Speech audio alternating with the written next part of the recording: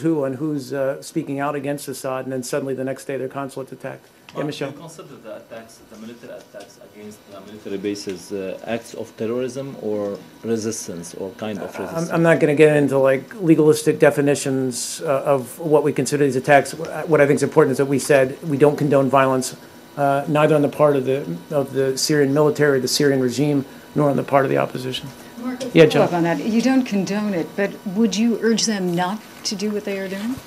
We think that this kind of violence, and we said before, and Assistant Secretary Feltman said as much in his testimony last week, that it really plays into Assad's and his regime's hands when this becomes violent. But again, I just want to reiterate, this was a peaceful movement from its inception, and it's only because of the regime's repeated and brutal campaign of violence against innocent protesters that we've seen the country move down this very dangerous path. Have you got any update from the Arab League? I have not, no, not before coming down here. Yeah, go ahead. Let me go to my yesterday question. Do you have any plan to invite some people from the National Council to visit Washington?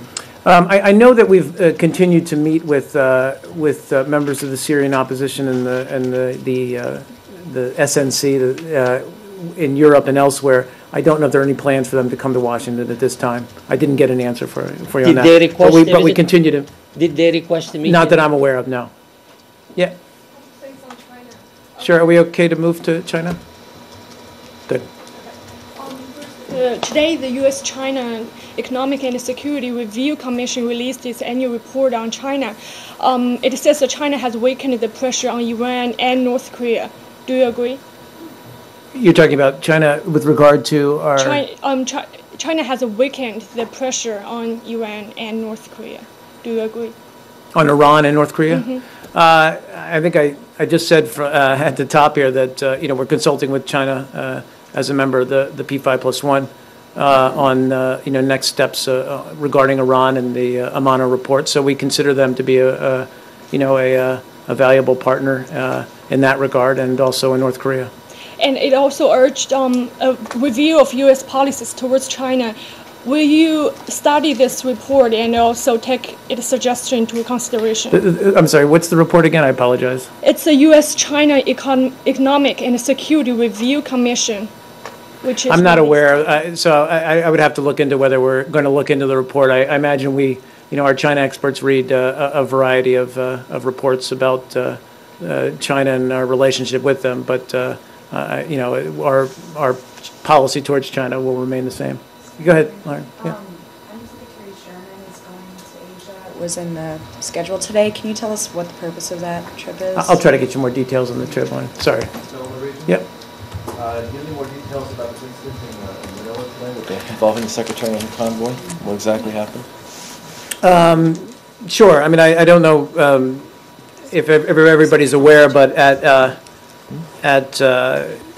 2:45, 14:45 in military time, local time in the Philippines, which was, I believe, around 1:45 a.m. Eastern Standard Time, while en route to the presidential palace for a scheduled meeting in Manila, the Secretary's motorcade ran into a crowd of approximately 40 to 50 people, protesters. They threw objects at the lead vehicle. I believe it was eggs and paintballs, maybe a few rocks, and the motorcade pulled out of that area and went to the scheduled location. The next scheduled meeting place, which was the presidential palace. I'm sorry, they were en route from the presidential palace onto their next scheduled meeting place, and they pulled out of there, and they went on to their next stop, and without incident, and there were no reports of any injuries. Just on the paintball issue, I understand that it was a balloon. Might have been balloons filled just with, because paintballs would imply some sort of no, device. No, it was. I think it was balloons filled with paints. Okay. Okay. All right. And just you said it was only the lead vehicle that was hit. Was the vehicle that the Secretary was in? Was that? No, I don't believe the vehicle in which the Secretary was sitting was not. There were some reports that the protesters were able to make it up to the vehicles themselves, including being able to kick some of them. And were they able to get that close, in your understanding? It's a good question. I think that maybe to the lead vehicles, but, I think that they were able to, get out of there without any incident and clearly without any injuries. So that implies that they weren't, in close contact. And then my last question, was the assessment that at any time the Secretary was in danger? Or No, any concern about that? no. Why they did that, do you know? I believe it was a protest against the Visiting Forces Agreement, which is, a longstanding security partnership with the Philippines. Let's go. I'm sorry, we got a lot of questions. Let me go to Brad and then I'll come back to you. Unless it's about the Philippines. Yeah, it is. Oh, okay. Okay. So Secretary, when he was in Philippines, she reaffirms military ties with Philippines, and meanwhile, President Obama expands the military ties with Australia. What's your response to those reports saying this move is to overweight China's presence in the region, or do you think the media is overreacted? I'm sorry, you said the first part of your question, I didn't, you talked about the Secretary. Secretary Clinton in Philippines, the report said she reaffirms the military ties with Philippines. And then your last question was, what does it say about? The media report that indicate that this move is to overweight China's presence in the region. Well, I would just refer you to the Secretary's speech in Honolulu in Hawaii, as well as her op-ed or opinion piece that was, I believe, published in Foreign Policy, that simply talked about how the United States is in the process of pivoting towards Asia, and one of the ways that we're doing that is seeking stronger defense cooperation where we place our forces throughout the region, so that they can help in many ways, humanitarian ways, as they're doing in Thailand right now.